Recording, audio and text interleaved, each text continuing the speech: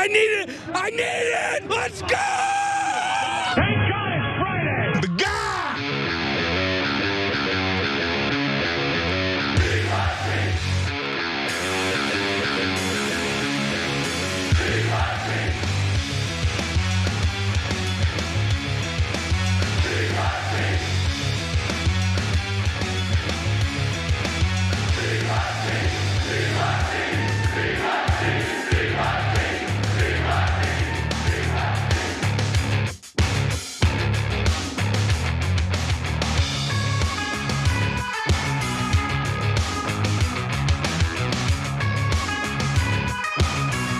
Welcome, one and all, to another episode of I almost said the Damage Report. It's the Young Turks, everybody. I'm almost certain, equally certain, that I am John Derola and that right there, going by that head of hair, Jordan Ewell. Jordan, how's it going?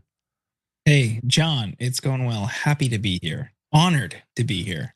I'm honored to have you here. We so rarely cross paths. Generally, our political, rhetorical ships pass in the night, but we're on the same hour, which is good. We get to spend a little bit of time together. Many people might not know we're golf buds, but I'm not gonna be able to play with you this weekend. So at least we can get some of our talk out here. But anyway, very glad to have you here. This is the boys' hour, as you can tell, because of the boys, Jordan and myself.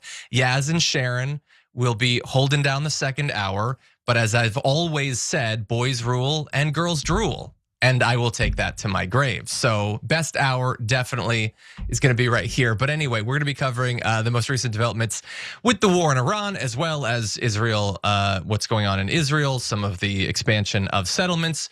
We've got insider trading and something that I guess is supposed to be justice in the area of insider trading, but I'm not necessarily so sure. And then we're gonna be closing out the first hour with a big deep dive into what remains of the Trump 2024 coalition, which was, I guess, and certainly was pitched to be very miraculous at the time. And we were also told is the new normal that will last until the mountains are blown away in the wind and the seas boil over. It turns out that it lasted less than a year. And we're gonna be diving into that and maybe talking a little bit about some of the consequences of that coalition fracturing so decisively. But with all that said, Jordan, you ready to jump into some news? I'm ready, John. Let's jump. Okay, let's jump.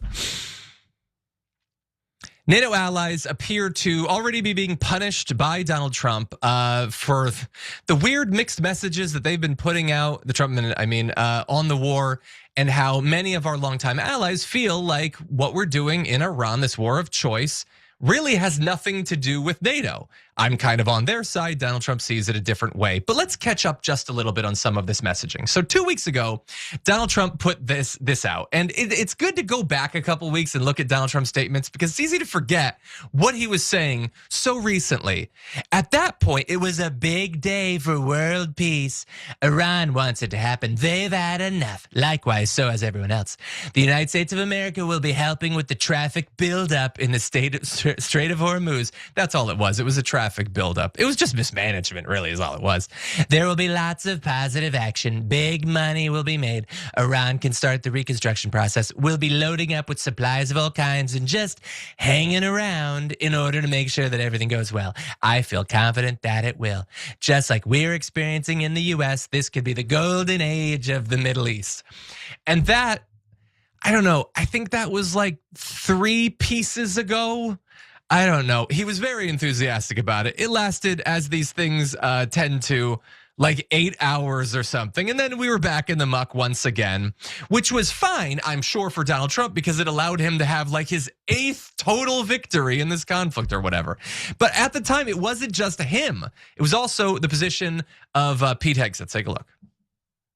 Operation Epic Fury was a historic and overwhelming victory on the battlefield. A capital V military victory. By any measure, Epic Fury decimated Iran's military and rendered it combat ineffective for years to come. You see, in less than 40 days, one of our combatant commands, Central Command, CENTCOM, using less than 10% of America's total combat power, dismantled one of the world's largest militaries. The world's leading state sponsor of terrorism proved utterly incapable of defending itself, its people, or its territory. Look, I disagree with much of what he said, but he is right. They were incapable of defending their people, which is probably how we were able to rack up such a high and growing civilian death count. But anyway, it was a total victory with a little bit of an asterisk. The Strait of Hormuz need not apply because despite that victory, which was again weeks ago, we still have no control over the Strait of Hormuz, and Iran is dropping mines in it literally right now. So, okay, that's what they were saying before. Well, what are we saying now? Here's Pete Hegseth from literally earlier today. Europe and Asia have benefited from our protection for decades, but the time for free riding is over. America and the free world deserve allies who are capable, who are loyal, and who understand that being an ally is not a one-way street. It's a two-way street. We are not counting on Europe, but they need the Strait of Hormuz much more than we do, and might want to start doing less talking and having less fancy conferences in Europe and get in a boat. This is much more their fight than ours. On this core mission, America's will is unshakable, our capabilities unmatched. Our blockade is only growing and going global. And as the president said, we have all the time in the world. Iran has a historic chance to make a serious deal, and the ball is in their court. That's fun. I enjoyed that. I would like to hear more, actually. I'd like to hear more about loyalty from a serial adulterer. I'd like to hear more about defending the innocent from an alleged sexual predator. I'd like to hear more about how worthless talk is from the talk show guy who, I'm being unfair. He's not a talk show guy anymore. He's the Secretary of Defense. But of course, he's not on the front lines. He's not on an aircraft carrier. All he does is give little speeches like this, generally about wokeness and how the soldiers aren't hot enough for him. So yeah, dispense with the talk stuff. That's all you actually know. But anyway, Jordan, so they want to put pressure on our allies. We'll get to some of the moves that they're making. But I feel like there's this weird, schizophrenic thing where one day, total victory. We didn't need you guys, you freeloaders. We're so strong. The next day, oh my God, you've abandoned us in our day of need. And then it goes back and forth and back and forth and back and forth, which is fine for Hegseth. He's drunk most of the time, but Donald Trump doesn't drink. So he should be able to keep a little bit of a discipline on his messaging. What do you think? Yeah, I mean, it's gotta be rich for these European country leaders to hear Pete Hegseth be like, well, hey, you should really help us open the Strait of Hormuz when it wasn't too long ago. The Strait of Hormuz was open. Everything was free flowing and everything was fine until we got involved. We went over there, we closed it because, they out of retaliation for us being there. And now we're also double closing it and forcing a blockade for something that's already closed. And we got all the time in the world. Why would anybody want to help you when you just made things worse? And this idea about an alliance going two ways. Yes, allies, it's a two-way street, but it doesn't mandate someone join the war that you started. An alliance is coming to your defense if you're attacked. And why would they? When you just spent this administration just spent the past year attacking NATO countries, threatening to invade, threatening to overtake them, threatening to, occupy or invade or steal Greenland. Why would anybody want to do that as you now go start another war in the Middle East? They've seen they're not bound by your partisan blind rhetoric that Fox News parroted for years, that Pete Hegseth was part of perpetuating. They don't have to accept that alternate reality. They can objectively observe what happened in the Middle East and recognize, we're good. No, thank you. We don't want to waste our tax dollars on that. We'd rather provide healthcare to our citizens. 100%. It's a deal I wish we could make here.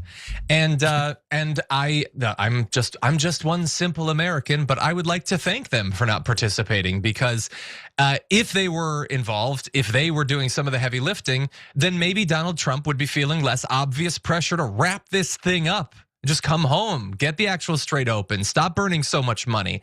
I don't want it to continue, and I feel like NATO's involvement would have ensured that it would. So I'm glad that they're free riding in this case, even though, as you so brilliantly put it, NATO is a defensive thing. And like I know that one of the 8 rationales, the ever-shifting rationales for this war is that they were about to nuke us. It was going to be a Holocaust. But then they forget about that, and then they talk about how sweet it would be to take their oil, and then they start talking about uranium, and then they start talking about the people rising up. And you guys can't even decide what this is about. Lock down your log line before you try to sell it to the rest of the world. Now, that said, rhetoric against our NATO allies is not the only way that Donald Trump, Pete Hegseth are trying to strike back against them for what they perceive to be disloyalty when it comes to the war in Iran. Apparently, there is action going on behind the scenes. So we're going to turn now to Phil Stewart, chief national security correspondent at Reuters, who reported this, saying, "Scoop. Internal Pentagon email details options to punish NATO allies who the US believes failed to support it in Iran war operations. We'll post a link to my story later, but US official says the options include suspending Spain from NATO alliance." Sorry, I said that with like a weird casual tone. Sorry, let me do that again. Suspending Spain from NATO alliance? What are you talking about? Literally throwing a country out because we didn't get to use their airport? Why did we need it? I keep hearing that we effed their crap up in like 2 days. I don't think we needed Madrid, apparently. But okay, we're gonna throw them out. Reassessing US diplomatic support for European imperial possessions to include Britain's claim to the Falkland Islands near Argentina. So I guess they're gonna lose the Falklands. Is that even a thing that Britain cares about anymore? I don't even know, but they're grasping at anything they can to hurt them. Suspending difficult countries from important and prestigious positions at NATO. They're difficult. They're now talking about our European allies like they're an uppity woman in the boardroom. Wonderful. No, bear in mind, in the Trump liquor cabinet, they've suspended a couple of difficult women in the past couple of months, so they're getting comfortable with this. No option to close US bases in the email. No option for withdrawing US from the alliance in the email. So those are like the two good sides, I guess. Although I would love for us to pull out some of our incredibly costly bases that are in literally every country around the world. So yeah, the big thing is that they're going to expel Spain. And I just love it, Jordan, that Spain, I guess, imperiled us and NATO by not allowing us to land planes there because of Iran, which is obviously an existential threat to the world. But like the EU, NATO needs to shut up about the threat posed by Vladimir Putin if he were able to conquer Ukraine, and then almost certainly would be going for other countries, including NATO countries. That, we were told by the right for the past few years, was just bluster. And like, Vladimir Putin's like the coolest guy. He hates gays just like us. What are you so worried about? I don't get the messaging coming out, and I find it surreal that they might consider kicking Spain out for showing some backbone here. Yeah, well, I mean, for Spain, it's a pragmatic position. I mean, you've seen how the United States has justified even threats of attacking civilian infrastructure in Iran because it has dual use. And you will see warhawks, vets who are special ops analysts, that kind of stuff on Fox News constantly be like, no, these justified Trump's threats. Say, no, you have one military truck go over that bridge. That's a legitimate target. I would argue that's insane and irrational, but that's the US position. Iran can see that. Iran can hear that. Trump is posting it on Truth Social constantly. So for Spain, it's whoa. We don't want to subject any of our infrastructure to a potential retaliatory attack from Iran. It's a prudent position for them. Why would they want to do that? And the United States just like can't seem to square that circle. Well, on the one hand, we can attack whatever we want in Iran. How dare they not open up their ports, open up their airports, open up their civilian infrastructure for potential retaliatory attacks from Iran? The same country, again, like you say, John, we've been trying to scare some people saying they've got a nuclear weapon any day now. Not true. Never been true. But they still have long-range missiles. You've seen that throughout that region. Why would Spain want to be part of that? I get it. Yeah, no, there's a lot that doesn't make sense about this. One thing that I'm kind of getting a little bit of enjoyment out, though, of this reporting is that Spain doesn't seem to be taking it super seriously just yet. Mediaite reports that the Prime Minister of Spain, Pedro Sanchez, was asked during a EU summit about the email and the possibility of being booted from NATO. He said, "I am absolutely not worried. We do not work with emails. We work with official documents and positions taken, in this case, by the government of the US." And it's a good point. Emails are not official policy for the United States. Truth Social posts are official policy for the United States. So as soon as it gets to that, then they should probably be worried. But for now, I think they're gonna be okay. And he added, the position of the government of Spain is clear: absolute collaboration with the allies, but always within the frame of international legality. And also just thematically tied to what NATO is actually about, which is about mutual defense. Not just freeing you up to feel like you can punch anyone you want in the face at any given moment for rationale that change multiple times per day. So I like that. And Jordan, I want final thoughts from you. Seeing the Spain stand up to us, or stand up specifically to Trump, it's so what I need. I just need it as a representation that people are taking seriously how deeply unpopular Donald Trump is, how little support he has amongst even the American public, let alone the population of the world.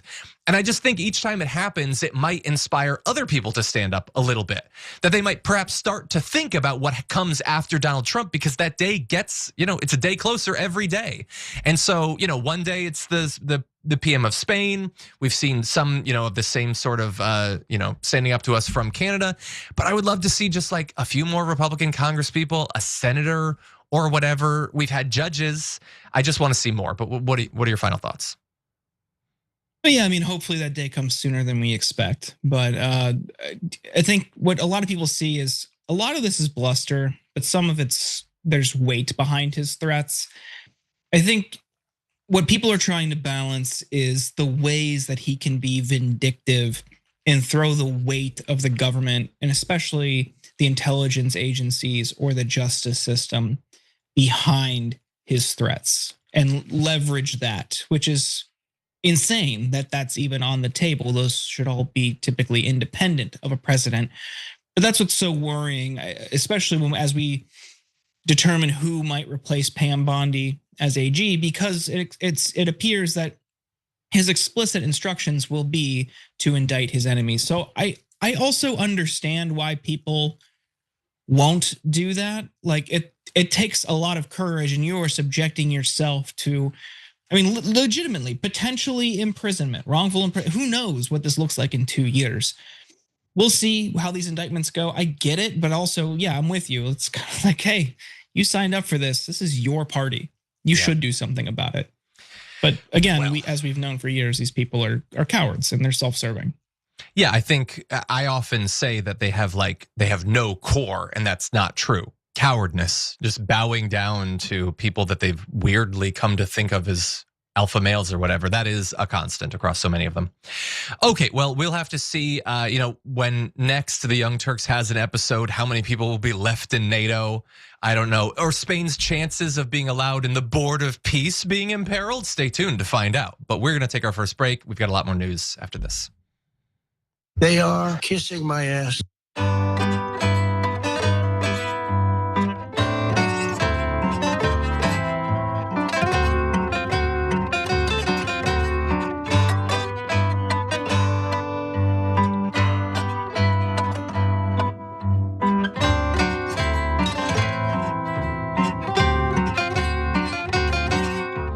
Welcome back, everybody. It's a social break. Let's see what's going on out there.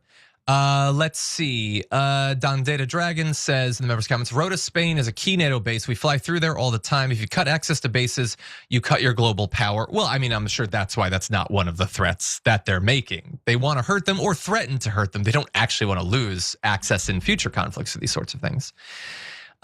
Engineer says, I think the NATO countries will decide to throw the US out. I don't think that that's likely either. I imagine a lot of people outside of our borders, as within, are just like waiting for this thing to be done, waiting for us to move on to the next step. Dragon Slowly says Trump is older than the state of Israel. He is quite old. Eclectic says, why don't Pete Hegseth, Kash Patel, and Brett Kavanaugh quit their respective jobs and find some deserted island where the three of them can go on a years-long bender somewhere as far away from Washington as possible? Well, because all of them do like being smashed. They like beer. They really like beer. But they're also they're just horny for power and to feel like they're cool to varying extent. Brett Kavanaugh wants to be on the Supreme Court. He wants to decide things. He wants to feel like he gets to do what he wants. Pete Hegseth wants to feel like he's a big guy. He wants access to women to try to prey on. And he loves the idea of killing people. That really appeals to him as a disgusting monster. Kash Patel wants to party with hockey players. That dude wants to go to UFC events. He wants to go to concerts. He just wants to feel like one of the cool kids. And without a government job, he has absolutely zero chance of that. So I don't expect him to quit.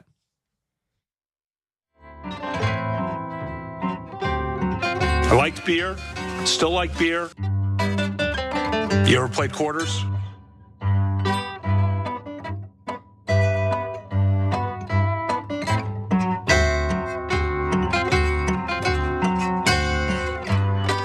Geez, those social breaks go quick these days. I was just getting warmed up. But anyway, I do want to let you know about something before we jump into more news. And that is that there's a thing called the brain rot index I'm learning about. Basically, warning signs that you might be doing some damage to your brain. Did you know that the average American checks their phone over 200 times a day and has over 5 hours of screen time? Some of that isn't the damage report or the Young Turks, so it's just wasted time anyway. You could well be rotting your brain from the inside out. You can download the Noble Mobile Life app today to track your brain rot index and see just how much you're using your phone and how much money that you can potentially save by using it less. And as we've made clear, Noble Mobile is one of the ways that you can get your money back if you don't use the data. Go to tyt.com/switch to find out more information. Okay, let's talk about one of the things people like to do on their phones, betting on the old prediction markets. Generally, it's just illegal, but sometimes there are actually consequences for it. Let's jump into this. There are also bets that are being placed as well on the Iran conflict too, and there have been some trackings where people suspect that there's insider trading happening on these prediction markets around the war. Are you concerned? Well, you know, the whole world, unfortunately, has become somewhat of a casino. And you look at what's going on all over the world, in Europe and every place they're doing these betting things. I was never much in favor of it. I don't like it conceptually, but it is what it is. It is what it is. These prediction markets are all over the place, operating even in states or countries where it's illegal to do so. And people are putting billions of dollars on bets on real world events. And those with information and access to power are definitely gaming the system with it. But as Donald Trump makes clear, it is what it is. What am I going to do? Anything about it? No, I don't care. That's how Trump is on everything, right? When he's bothered by something, he just accepts it fatalistically. Like if he feels like there's too many immigrants coming in, he just shrugs his shoulders. No, weirdly, in this area, he doesn't feel like action is necessary. Perhaps because he and everyone in that room are almost certainly doing the exact thing that's being talked about. But although there is no move to investigate the obvious insider trading going on in these prediction markets in the White House, there are arrests being made, actually. We have one. That is the DOJ arresting a soldier who made over $400,000 betting on the removal of the president formerly of Venezuela, Nicolas Maduro. According to Forbes, yesterday afternoon, the Justice Department unsealed an indictment in the Southern District of New York that named the polymarket whale known to on-chain sleuths for months simply as Burdensome Mix. That account apparently belonged to Master Sergeant Gannon Ken Van Dyke, a 38-year-old Special Forces soldier stationed at Fort Bragg and assigned to the Army's Special Operations Command Western Hemisphere Operations. So he apparently had access to sensitive, non-public, classified information about Operation Absolute Resolve. That is the operation which he was involved in to both plan and execute the raid that captured Maduro and his wife. And he acted on that information. Between the 27th of December of last year and the evening of January 3rd, he placed 13 yes bets totaling roughly $33,000 across 4 polymarket contracts tied to the operation that he was working on. You can see them here, having to do with U.S. forces in Venezuela by January 31st, Maduro out by January 31st, will the U.S. invade Venezuela by January 31st, and Trump invokes war powers against Venezuela by January 31st. So there was a lot of betting on this, something like $15 million, but his $33,000 sure paid off, okay? You can see that overall there was like 8.4 million in volume. But he walked away with nearly $410,000 in profit, which he perhaps suspected might have legal ramifications because he immediately moved most of it to a foreign cryptocurrency vault, routed through a VPN with an exit node in another country, and then asked Polymarket to delete his account. Aside from like unloading a pistol into the monitor of his computer, I don't know what else he could have done to try to hide the thing. The issue is that they did track it down, and he is now charged with 3 counts of violating the Commodity Exchange Act, which carries a maximum sentence of 10 years per count. He's also charged with 1 count of wire fraud and 1 count of unlawful monetary transaction. So there have been other criminal investigations for insider trading. I believe he's the first in US history involving a prediction market. He's the 3rd alleged prediction market insider on record the past 12 months. Again, just this is the first in the US. So we can get into more of the specifics and in other countries, what we've seen here. But Jordan, I do find it, look, it's obvious what he did. It is illegal and bad. I guess we could have that debate. I just think it's interesting to find out that, Polymarket can reveal this information. The DOJ can investigate these sort of insider trading when it's a soldier who's not rich, he's not politically connected or whatever.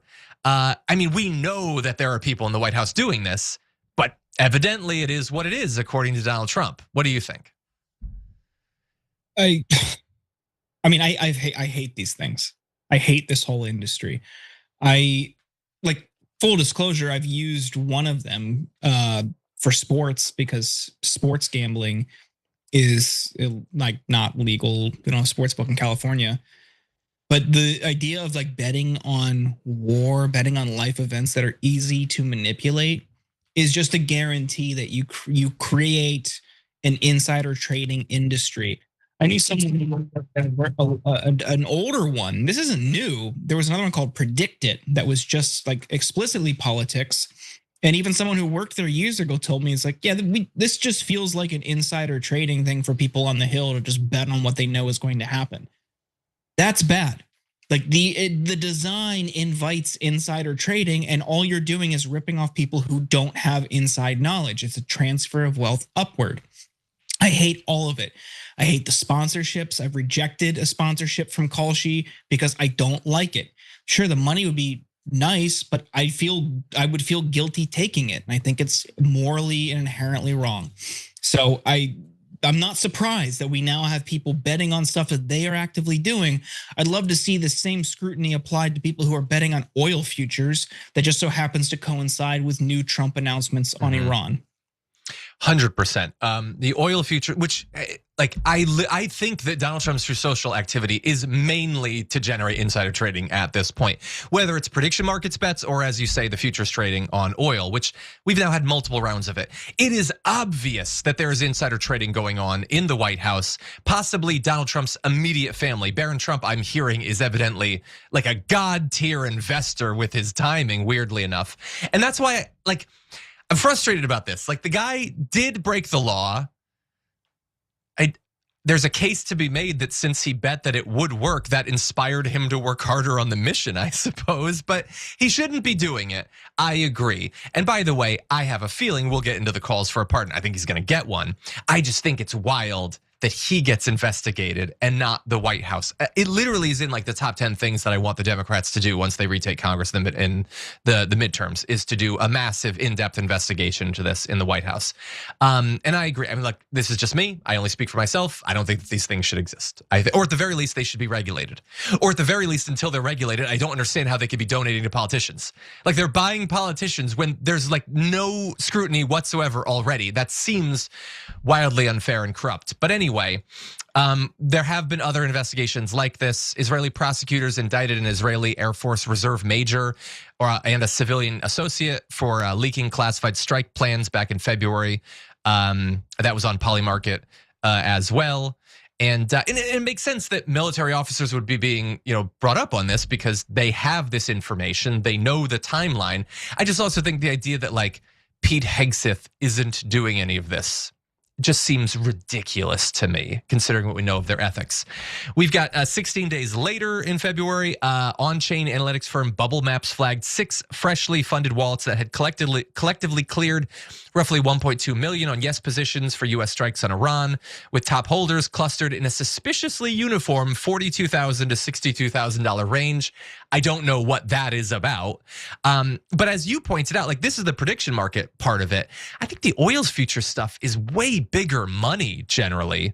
And you don't need to know much. You know a timeline. You know when Donald Trump is going to tweet something. Donald Trump has a very specific ability to trigger shifts in the market that clearly some people know about, whether he is sharing the information for that purpose or whether just people around him, White House aides or whatever, are writing up the tweets for him so they know it's about to happen. It is clearly happening. Now, in those cases, there were no US charges. What sets Van Dyke apart is proximity. So the IDF case involved a reserve major acting as a conduit. The Iran wallets remain suited. They're not tied to the specific person. Van Dyke was actually on the mission. He's the most direct person. But again, as we've been laying out, there's been just as close a connection between policy pronouncements or declarations about ceasefires, and those have not yet received the same sort of investigation. So that said, Todd Blanche puts out this whole statement about how it's super serious. They can't be using this classified information for personal enrichment. Representative Anna Paulina Luna puts out a tweet saying it may not be a popular take, but I'm calling for this guy to be pardoned. There is no justice when guys like this get the book thrown at him, yet members are illegally profiting every day. She has introduced a discharge petition to ban insider trading by members of Congress. So, like, on one level, it's kind of it's not a consistent position because she's calling for him to not be prosecuted. I guess she's saying let's have the same standard, which makes some sense. In either event, I think there needs to be way more investigation. Any other thoughts, Jordan? Yeah, I mean, there was also I think Kalshi yesterday announced that they found 3 politicians betting on their own races. Mm-hmm. One of them was a Senate candidate in Virginia who bet on a market about who would enter the race, and he bet on himself. Then once he was caught, suspended, was trying to spin it into like, well, actually, I hate this whole industry, and I'm so glad you did this. You fell right into my trap.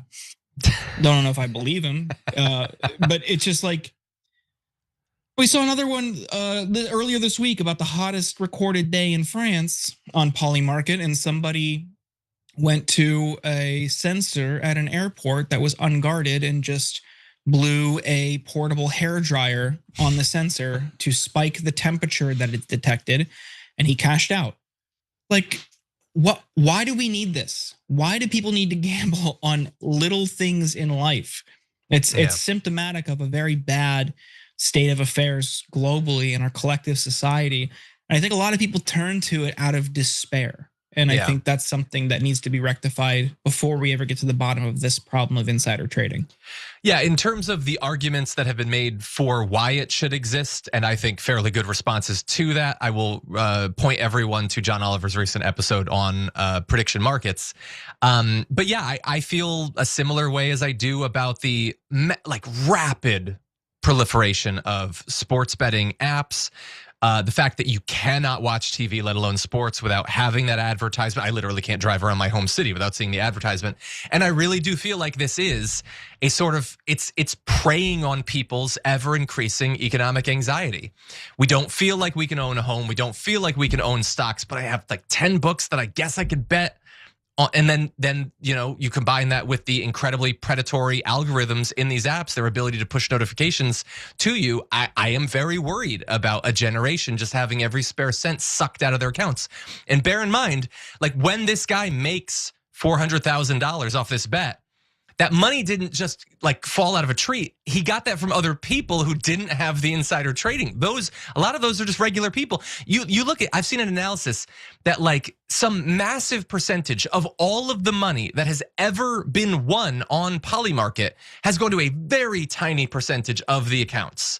And so like some people might think, well, at least I can use the information I have. No, like you don't have the information that the winners have, almost certainly. Anyway, I apologize. There's a lot that I have to say about that, and we do have other topics to get to, so why don't we jump into our next conversation. Does the U.S. Support Israel's settlement program, which has sort of inexorably spread over decades, but sure seems to be moving faster recently? Well, officially, no, but according to Israel's finance minister, yeah, actually increasingly so behind the scenes. So there was this interview with the Jerusalem Post where the finance minister Smotrich, which has been talked about a lot in the program, a member of Israel's far-right party, claimed that the settlement expansion in the West Bank is actually being carried out with basically unconditional U.S. support. So in the past, at least publicly and supposedly privately, the U.S. has advocated for restraint in expanding these settlements, where we're like, you shouldn't do that, and if you do, there might be consequences, and then inevitably they get spread and we do absolutely nothing about it. But at least we put out like a good statement or something. That appears to not be the case anymore. Now, Trump is not publicly saying that it's okay to do this, but Smotrich is apparently optimistic and enthusiastic that there is actual alignment between the United States and Israeli government on this. So here are some things that he said in his interview. He said that all actions taken in the West Bank have been coordinated with the president, along with U.S. Secretary of State Marco Rubio and U.S. Ambassador to Israel Mike Huckabee. He noted that while Trump has not yet supported the application of Israeli sovereignty over all parts of the West Bank, he hoped that, quote, we will also succeed in that. And even in the previous U.S. administration, we did things, but certainly in the current one, we received great support, full backing. And yeah, I'm glad that he acknowledges that this sort of thing was also going on under Joe Biden. And again, the statements, I think, were more vigorously against it at that point, but there have never really been consequences when it happens, and it has been happening more and more with every passing year. We'll get to more of this, including some of the scale that we're talking about here, but Jordan, what do you think? Yeah, I would not be surprised if we're in lockstep with the Israeli government. Why wouldn't we be? I mean, Trump exploited the cynicism on the left and I think made some inroads just by positioning himself as not Biden. But to you, to me, to I think a lot of people, everyone knew that was absolutely hollow and insincere. And now you're seeing it. You're seeing the reality of it. They are totally fine turning a blind. It's just a continuation of the same U.S. policy toward Israel. They're totally fine with settlements. They're totally fine with Israel violating the terms of the ceasefire agreement. I mean, Trump can beat his chest over getting an agreement, but they violated it several hundred times. Several hundred people have been killed. There have been like thousands of attacks since then by Israel in Gaza. And of course, the settler violence in the West Bank continues. Everything has changed. You have on paper an agreement that Israel is not upholding. It's all BS. It's smoke and mirrors, and it's just par for the course with Trump. Yeah. Well, we're going to give some actual numbers there, but I totally agree. Like the ceasefire means as much as our total victory means. Doesn't mean anything. It's just a thing that you say on social media or whatever. Make yourself feel a little bit better. It doesn't stop the civilians from being killed. So anyway, let's jump into a little bit of what's going on. So since the start of the current government's term in 2022, over 51,000 housing units have been approved for deposit and final authorization in the West Bank. That's just a massive amount of additional development there, which shouldn't be happening literally at all. I suppose I prefer this way of stealing people's land to the way they did it in Gaza, but neither is supposed to happen, and there's very little even international conversation about it, let alone consequences, which could potentially work to stop it, especially if a country as powerful and influential as the United States were to care at all about doing it, but we don't. And so of the little pushback rhetorically that exists, Smotrich is also really mad about that. So he said, there are countries, mainly in Europe, that have been influenced by Islamism. Their leaders politically attack Israel and stand on the wrong side of history, on the side of the Shiite axis. You know how Belgium and France are on the Shiite axis. It is not new that countries sometimes, due to internal political considerations, choose to stand with evil instead of good. Oh, that clarifies it. Okay, good. So as they commit a genocide in Gaza and steal all their land, and then just talk about how they're going to build hotels on it or whatever, and then turn a blind eye as settlers murder people in the West Bank for years and years and years, and that's fine because they want to steal that land too. They're on the side of good. And the people in France or whatever that don't want civilians to be murdered, They're Shiites, I guess, now or something. This makes no sense. My mind is boggled at how public opinion is changing on our support for Israel. I don't understand it with people like him doing the messaging for the Israeli government. So he was confronted with claims of settler violence, and he, of course, dismissed them, as the Israeli government always does. The settler public is one of the least violent populations, and that those who engage in settler violence were only a small portion among those living in the West Bank. So far, just in this year, more than 260 Palestinians have been injured by Israeli settlers during settler attacks, reflecting a threefold increase in the monthly average of Palestinians injured by settlers during settler attacks since just 3 years ago. A threefold increase, you can see it right here. So again, just the most peace-loving people in the world. They would really prefer to steal the land without having to kill people, but you keep getting in the way. Don't claim that that's your land. You're not a real person. You don't get to have land. So I feel like this is clarifying a lot for me, Jordan. I feel a lot more comfortable about what's going on right there. Speaking, I hope everybody understands as sarcastically as I'm physically capable of, but what do you think? You got to be clear about your sarcasm these days, especially on this show. But you never know what's going to be clipped out and pretend that it's serious.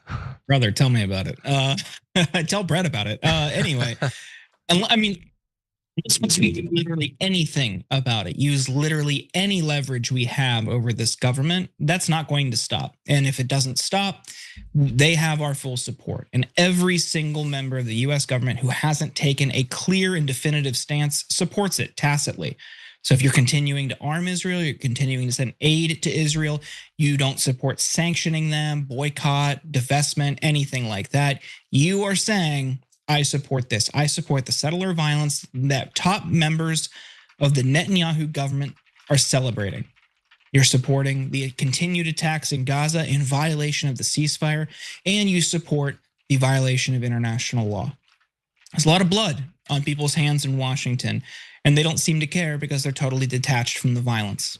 It's tragic. It is absolutely tragic. By the way, I'm going to read just one more quote. So he said at one point, he said, Israeli authorities were also, quote, burying the idea of a Palestinian state, which is just, that's a choice to make. To use that term, first of all, to, again, love that idea, but then to use that term when you've buried thousands of civilians, thousands of kids under rubble in Gaza. You know what you're doing. He's one of the most unrepentingly evil people in the world. And it is wild to me that there are still some people, far less than there used to be, who don't see it and don't see that the movement that he represents is unrepentingly evil. Anyway, oh, and by the way, like I'm criticizing them, it's our government as well. I mean, it's kind of always been, but it is very much our government right now. So with that said, I do think that we should take our second break. When we come back, we're gonna be diving into what remains of Donald Trump's coalition. What are the two groups that still at least mildly above majority level support him?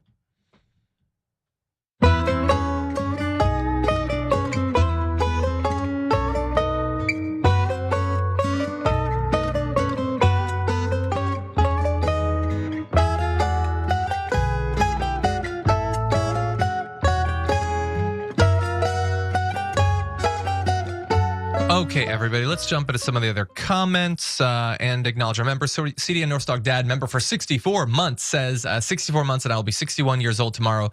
Can I get a notification for my birthday? Happy birthday. Apologies if you were hoping it would come from someone other than me, but happy birthday. Let's see. Constantine says in the super chat, brain rot, me no brain damage.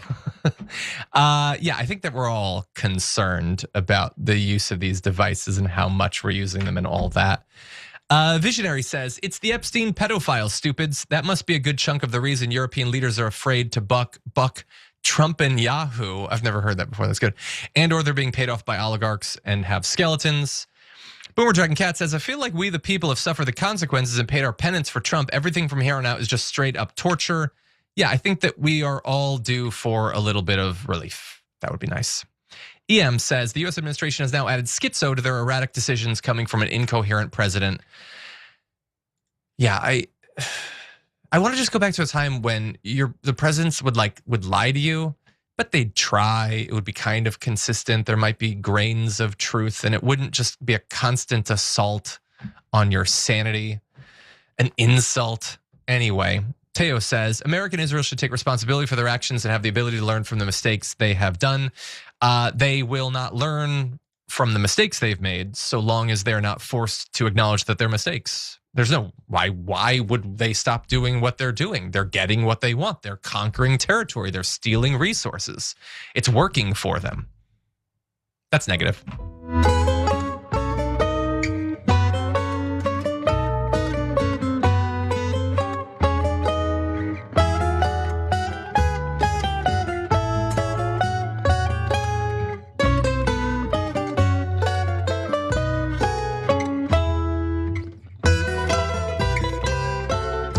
I'm being told by Jordan that I missed an important message. Yeah, I saw in the Twitch chat that a really chill guy hit 69 months, subscribed on Twitch, said nice, and then also they said that Jordan was their favorite host, and I just thought that would be worth including. But I would not have seen really chill guy of coming down as a big Jordan fan, but maybe it's your recent commentary. You won them over in the last minute. I don't know. I think that's it. Yeah. Yeah, that's probably it.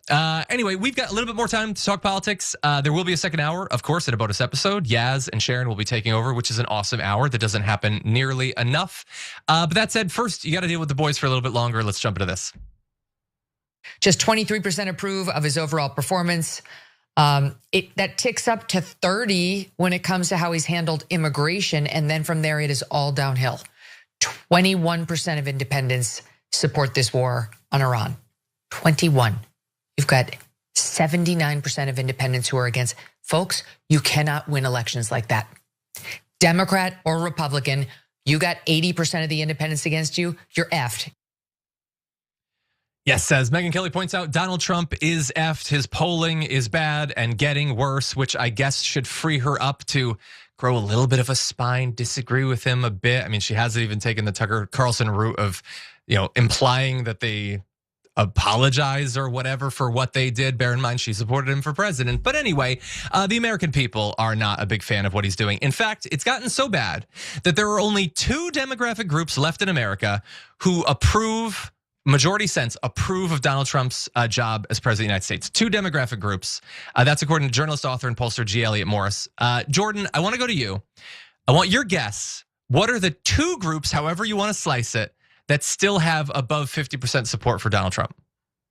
I think I know this one. It is middle-aged white divorced dads who are super into the reform the family court line of activism, dad's rights activists, and then young white men ages 18 to 30 who know who clavicular is and think and looks max. That's my guess. Am I right? I don't have the data for those 2 groups. I do think that it is an oversight on G. Elliott Morris's behalf, because they certainly would have more than 50% support. But no, here's what we have. The first is not at all a surprise.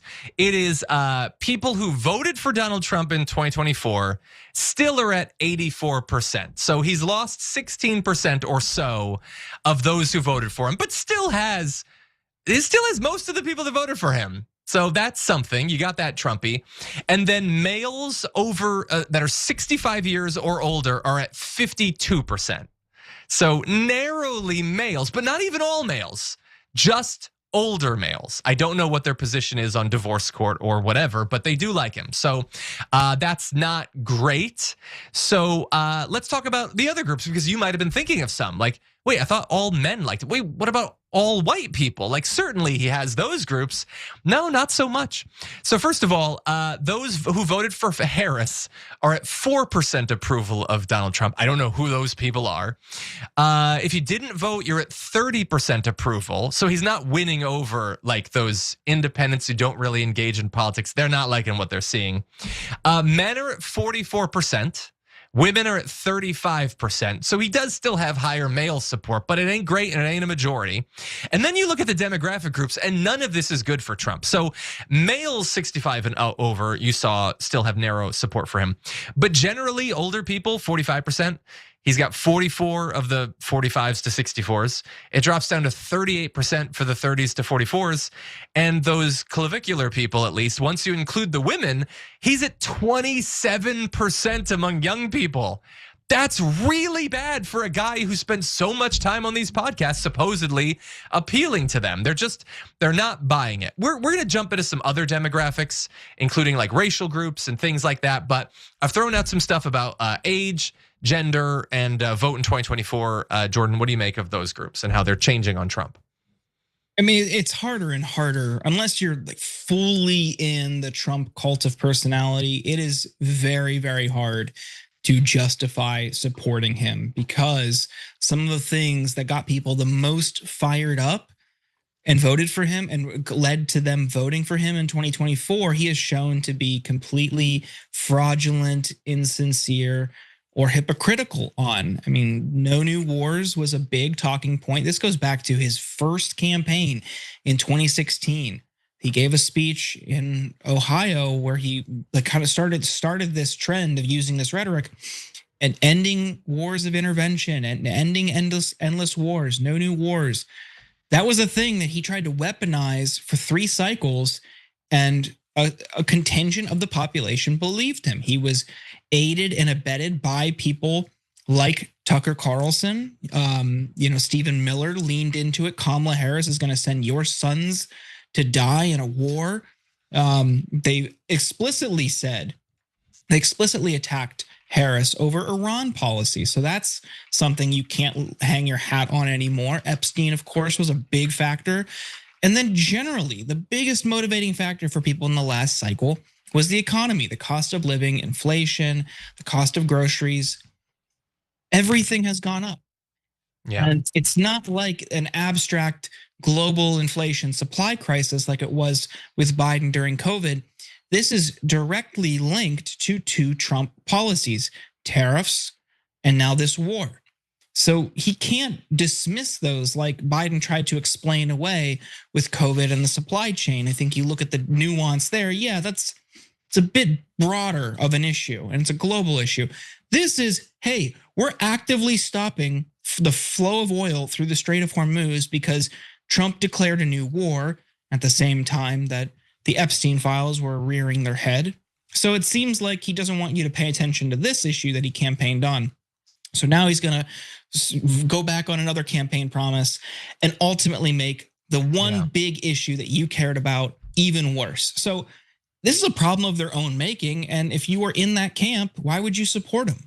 Yeah, that's the thing I've been stressing, that it is wild that he's intentionally doing a worse job than Joe Biden did through a combination of not taking strong enough action, but also political acts of God. Trump is, and Trump, like, it wasn't just the Strait of Hormuz. Trump said, I'm going to put tariffs on everything. I'm going to willingly tax you on most products. And what's like the one thing that kind of went down in price last year? Gas. And he's like, well, I can't tariff that, so war with Iran. What's the other stupid thing I can do to screw everyone over? It is wild. And so, yeah, I keep thinking like there are different explanations for why he's become so wildly, like historically unpopular so fast. It could be that he's doing the things he campaigned on, but people don't like them, like mass deportation maybe, or tariffs. Hypothetically, there could be him doing the things that he said specifically he wouldn't do, like the war in Iran or leading a full-scale cover-up of the Epstein files. But then there's also just maybe like people aren't paying that much attention, and it's just things suck. We told you we didn't want things to be more expensive, and they are. I kind of don't want it to just be that last thing. I want people to be tapped in, but for a lot of them, I think it's just we didn't want prices to rise and you made them rise. But that said, why don't we jump into some of the other demographic groups? So white people in general are down to 46%. So if you see a white person, there's a lower than 50-50 chance that they still support Trump. So that's good for us. Black people are at 17%, which is so weird because I was being told that black voters love Donald Trump and he was permanently remaking the racial blah, blah, blah. Hispanic voters at 30%. again, looking a little bit more like the historical numbers for Republican presidents rather than some sort of new governing coalition. Asian voters at 25. No college 42, some college 40. It drops down from there, but even the no colleges is low. And he doesn't have majority support amongst any population group. Poorest voters, he's at 35. They're probably feeling, the inflation the most. Even those who making above 150,000 are at 39%. I guess the big beautiful bill didn't give the richest people enough of a tax break because even they don't love him. And how bad is it? Well, now 55% of US adults support the House voting to impeach Donald Trump. Only 37% oppose it, and they will almost certainly have the chance to do that coming up in about a year. 21% of his own 2024 voters now say that he should be impeached. 1 in 5 of the people who voted for him want him to be impeached, which is pretty wild. Any other thoughts, Jordan?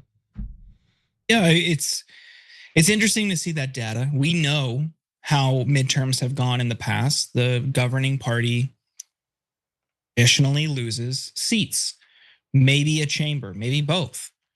They know this, and the polling reinforces it. The generic ballot, just D versus R, no names. Democrats have an advantage. You see all of these like 30 plus flips across the country, even in red states, even in Republican strongholds. There is a massive shift happening here because people are fed up. He's alienated a part of his base, and especially independents. They're not going to support him going into the midterms, which is why they're going to try to cheat, which is why they did the redistricting in Texas, which is why they want to do it in Florida now as well. It was great to see California and now Virginia this week respond to level the playing field. But who knows what tricks they might have up their sleeve to subvert our democracy, because they can't just accept, hey, he did a bad job. We made bad decisions and people are paying the price. People are unhappy. It's no, we're going to hold on to power. You're going to like it. You're going to take it. You're going to suck it up. You're going to deal with it. You're going to pay higher prices. You're going to continue enriching the corporations who are getting rich off of your suffering, and you can't do anything about it. We will rewrite the rules to stay in power, and you are just going to shut up and take it. I cannot stress enough how much the Republican elites hate working people in this country. Unless you were born into wealth, or unless you have kissed enough ass to get to a position where you're in their inner circle, they have nothing but contempt for you. And I hope everybody who is in that cult wakes up soon. 100%. I totally agree. Really fast, because we do have a few minutes. So I've like tried to figure out a couple things. So one, Donald Trump hasn't been going as hard on they're going to rig the election stuff as you might expect, considering how bad the polling is. Generally, when polling gets bad, he starts preparing people for the various types of coups that he likes to launch. And I was thinking a couple potential explanations for that. One, he's done a little bit of it, talking about the mail-in ballots and all that. The other is that he just doesn't care if other Republicans lose. Like, his name isn't on the ballot. He might actually get kind of a twisted thrill if Republicans lose when he's not around, even though I don't know him being on it would actually help, considering how bad his polling is. And the other thing I was thinking about was, like, it feels like we're on the beginning of an inevitable continued decline that Donald Trump cannot recover from. And I immediately start thinking about how that might change his behavior, what possibilities that opens up for Democrats. But I guess it's not impossible that he could start polling better.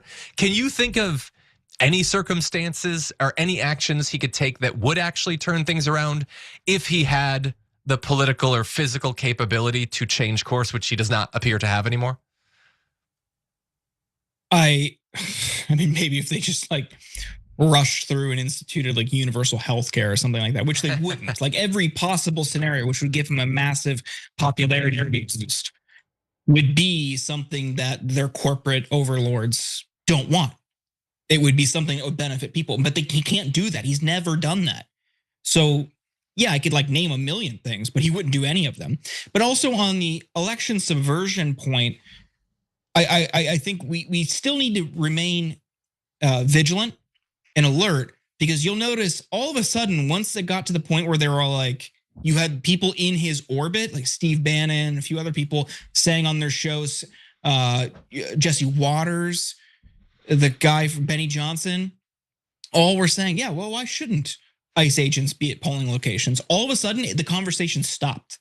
I don't know if you noticed that there was a week where they're all just talking about it. Then all of a sudden, it stopped. And Yeah. I'm sure there was top-down messaging guidance, shut up. We're not talking about this, because if they're gonna do that, they're not gonna tell you several months in advance to plan. We should plan, but it's going to be something at the last minute where they find or manufacture the environment, the circumstances that require things like that, a federal armed presence at polling locations in November, or some sort of attempt to discount, to disqualify, to muddy the results. All of these things are on the table, and we should not lose sight of it just because they aren't talking about it right now. Yeah, I do think it's one thing that I want to give credit to Americans living in a number of cities for, where I believe that there's multiple explanations or motivations for it. But I think one of the reasons Donald Trump was doing that, I'm invading DC, I'm invading New Orleans or whatever, was to normalize that sort of thing. And I think a lot of the performative mass deportation stuff was to normalize just constant federal, just crushing of these cities. And I think it didn't work. Like, I think they thought, what they said they thought after the election was, America's MAGA now, and then, we're not gonna say it out loud, but America's fine with fascism now. Everyone just shut up and take the boot on your neck. But thankfully, America didn't actually like it. So there were massive protests everywhere, including in LA.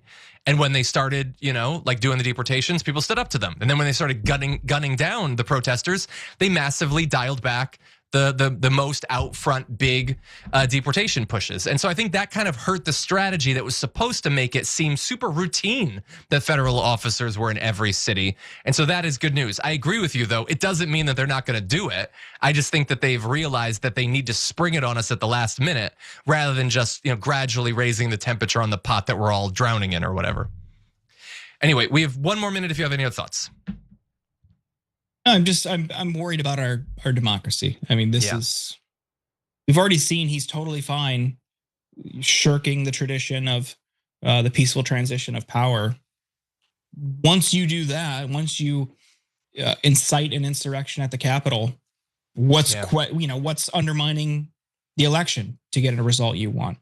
Yeah, I mean, nothing's off the table with this guy. He's shown he hates our democracy. He doesn't want people to have a choice. He doesn't want people to have a say. He's already complaining about the Virginia results.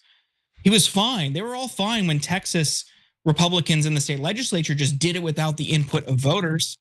But then when Virginia votes on it, he's crying foul. He's saying it was fraudulent. There's no evidence of that, of course. He's lying because he's unhappy with the result, because Peter Thiel and other billionaires, right-wing oligarchs pumped millions of dollars into that, trying to support a no vote, and they lost. So now, it's all fraudulent. No, the fraud is Peter Thiel trying to buy people's votes, trying to influence the outcome of that race. That's it. They hate democracy. They don't want you to have a choice. I love that in both California and in Virginia, we actually had votes. And in Texas and Florida, they're just gonna do it. Like, damn the law, damn the people. Yeah, no, 100%. Yeah, I'm worried about our democracy too. I mean, it's not hypothetical to believe that he's not going to give up power willingly. He never has. He's never accepted an election he lost, and he's never given up power willingly. I think that our best option is to get a couple of experts in the room with him, start talking about healthcare affordability. He'll immediately doze off. You just roll his chair out. I think that's the only way to get him out without a fight.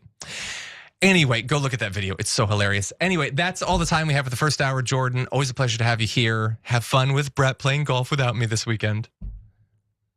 Okay, I will. I'm sure that you will. And all the rest of you, have fun with Yaz and Sharon as they jump into a whole bunch more news. We'll see you next time.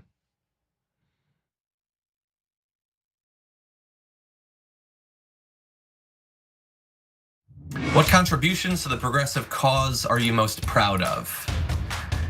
I mean, I don't have super high aspirations for a singular role that I can play in the movement or anything. I try to present myself as what I think that I am, which is a progressive man who is driven by I think, well-interrogated and well-organized system of values that I try to stay consistent on, and I demonstrate that that's the sort of life that a person can lead and be successful and be happy and all of that. And that should not need to be done, but there are so many people on the right that are trying to push men in the opposite direction that I want to be able to do that. Along the way, if I can get people to care about some topics that they wouldn't necessarily care about, or that for some men they might think that's not a topic that they should be focused on, That's definitely something that I relish doing. And along the way, I mean, we've been able to introduce people to a lot of candidates.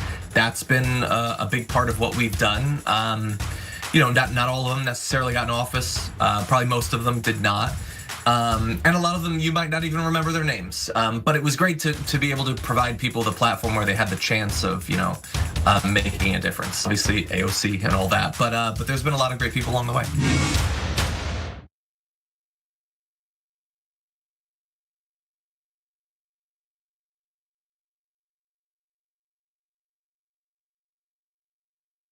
In the bonus episode for the members, we do some inside baseball. We're gonna look at John's desk. Nice little spaceship here. Nerd. But it is kind of look cool. Who has Legos? Oh no, he's taking apart a keyboard. Who has a mouse pad that's this big? He's got a dog with a nose that you can hang something on. You know what this desk screams to me? Nerd.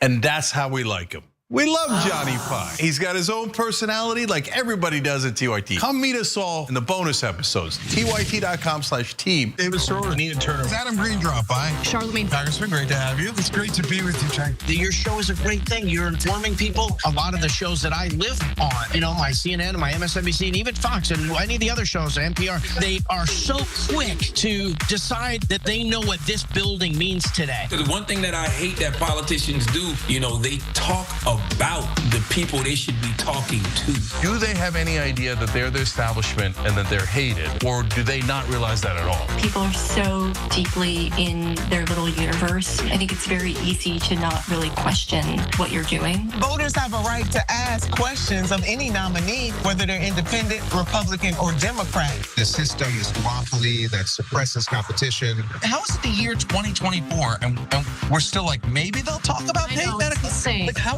is that like at one level it's like, look at what we're talking about now. You're like, it's 2024. And that's always been the critique, that your critique of us is, well, you guys give good speeches, you put out good tweets, but you're not wielding actual power. Now we're starting to. My favorite news platform by far. It's not even close. It's about a country and a principle, and that's what you and I both work to achieve, and I'm so glad that at least half the battle has now been won. If you want to go really hear what's going on, honestly, you should tune into the Young Turks. Thanks for doing such a great job. Please keep it up. Hang tough. Yeah. That makes me so happy. Oh, I like making you happy. I didn't know about that. This is a happy Anna Kasparian. You're welcome, YouTube. Join the Dragon Squad by becoming a YouTube channel member. Click the join button below or sign up on tyt.com/join to get access to fun emojis, a member-only chat, exclusive shop TYT designs, ad-free watching, and so many other amazing perks. Plus, you get bragging rights for being part of the coolest community on the internet and help us drive real positive change in the world. The Dragon Squad awaits, so join today.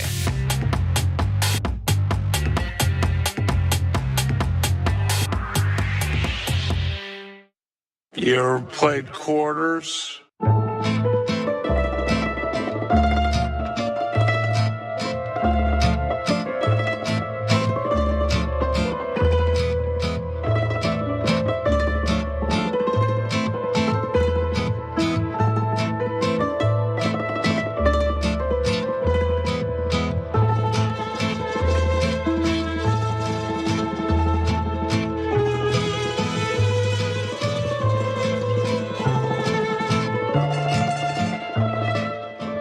Hello, welcome to the second hour of the Young Turks. I'm your host, Yasmin Aliyah Khan, and joining me tonight is not Jank. I have Sharon Reed with me. Sharon, how are you on this Friday evening? Good. I'll never be able to fill the shoes of Jank. I'll just do my best to be me. That's all we could ever ask of you. That's all we want you for. Very excited to have you. We haven't done this show together in a very long time, so that's exciting. Yeah, it's been a minute. So we have a huge show for you guys today. Lots going on. A quick update on some other things that have been going on in the world outside of the Middle East that we haven't talked about in a little while. So let's jump right into this first story.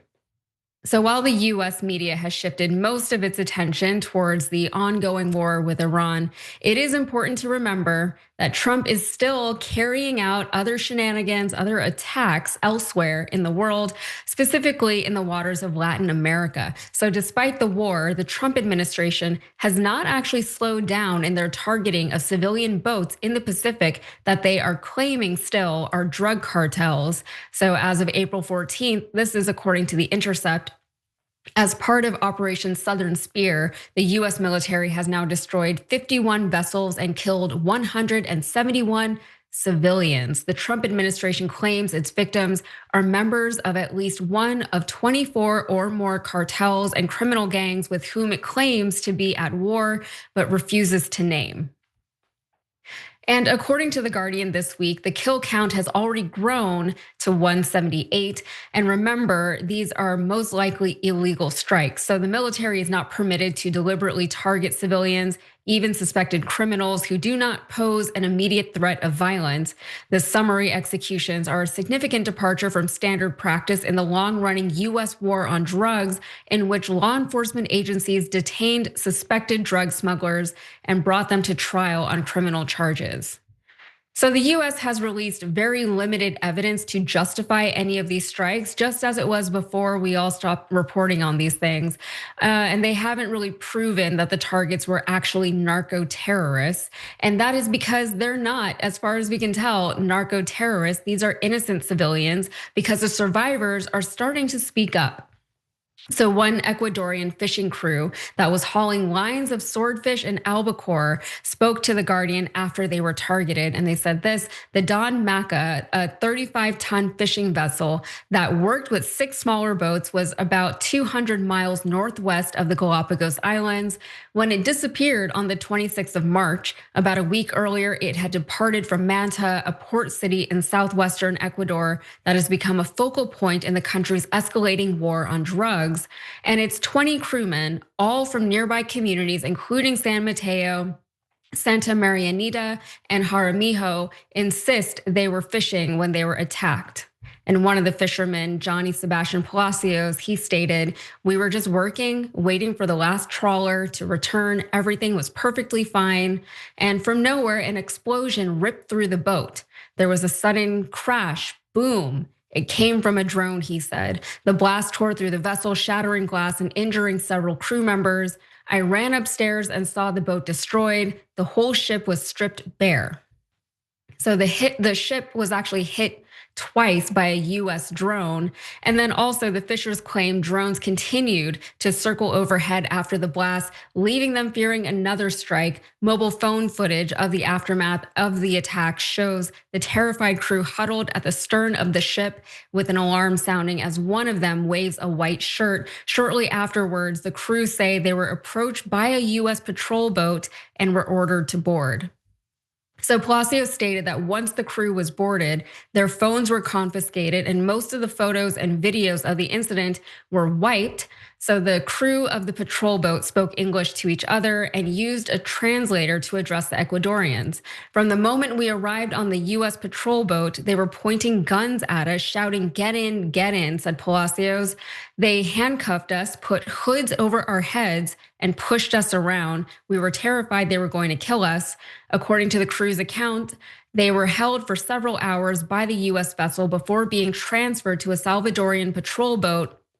And after several more days at sea, eventually to El Salvador, where they were taken to a military base and questioned. Later, they were handed over to immigration authorities and taken to a UN shelter. So eventually the fishermen were returned to Ecuador and released without charge. And as you can imagine, some of them were left injured and traumatized, and they're afraid to continue fishing, which, like, I don't know, was that the intended outcome? So Palacios rejected any suggestion that the crew were involved in drug trafficking, arguing that if they had been any evidence to support that claim, they would have been arrested and charged. If we had been carrying something illegal, we wouldn't be here. We'd be in the United States in jail. And just like in the Middle East, potentially breaking international law comes with a pretty hefty price tag. And according to a new analysis by Brown University's Costs of War project, by the most cautious estimate, the US military's intervention in Venezuela and attacks on boats in the Caribbean and the Eastern Pacific, Operation Absolute Resolve and Operation Southern Spear, respectively, have already cost taxpayers at least $4.7 billion.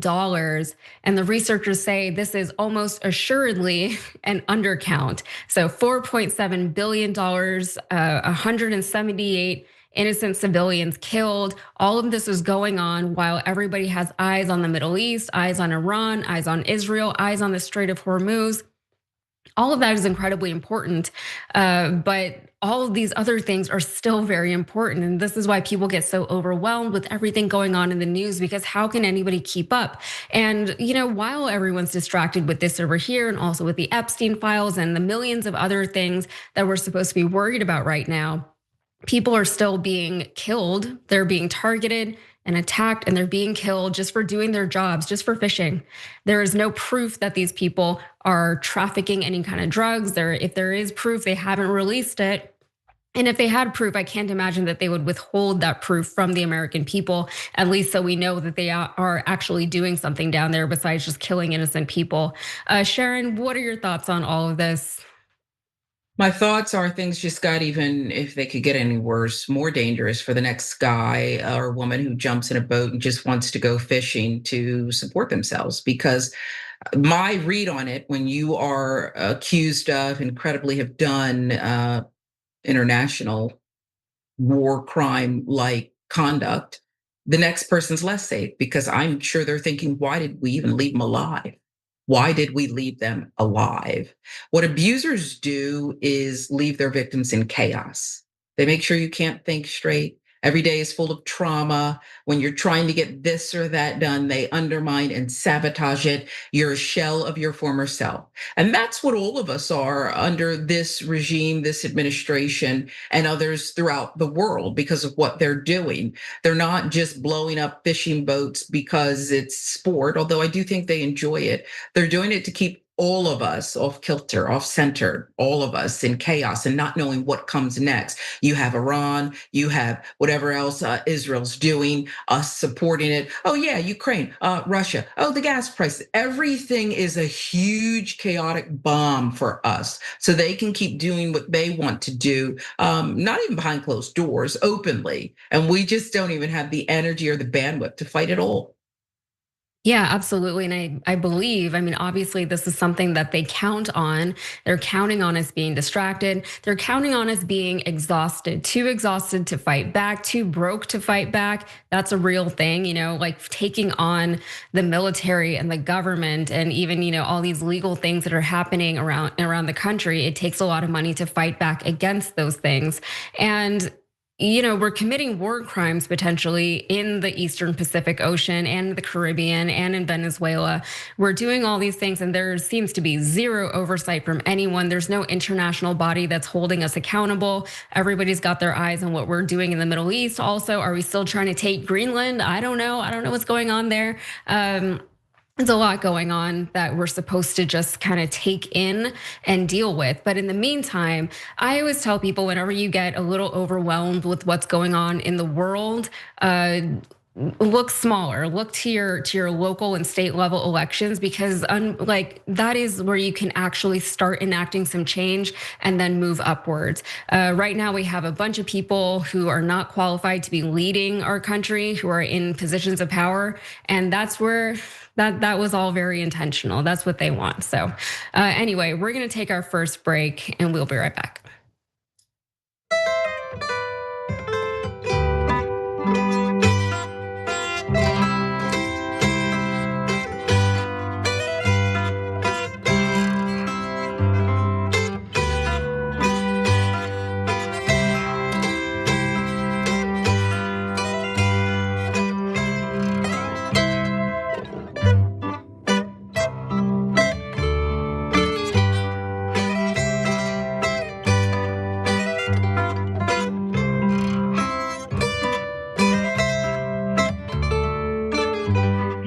everybody. Welcome to the social break. I'm looking over some of your comments and like, what is this? Salt of the Union says it's Texas time. And then there's a picture of me like, oh my God, I'm dressed as a cowboy and I have like a hat on and everything. Thank you so much. That was fun for me to see. Blurt says, more like Jank can never fill Sharon's shoes. Ooh, fighting words. I hope love Jank's our watching. audience.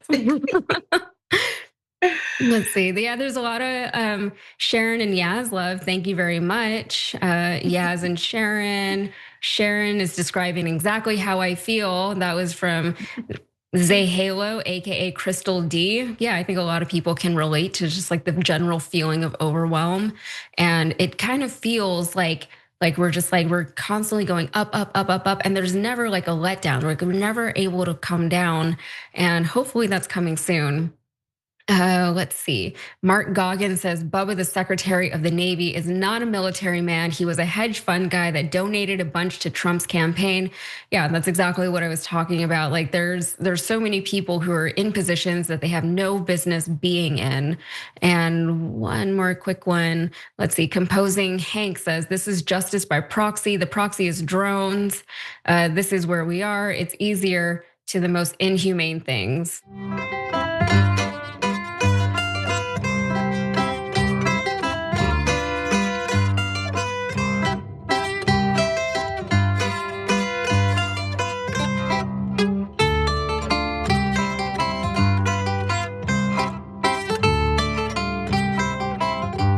Welcome back to the show. Yaz and Sharon on the second hour of the Young Turks. We got a lot more to get to, so let's get right into this next story.